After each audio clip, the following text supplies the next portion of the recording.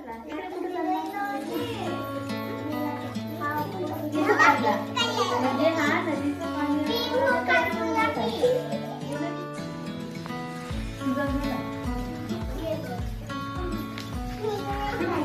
तू कशाला काय काढलं तर फेकावे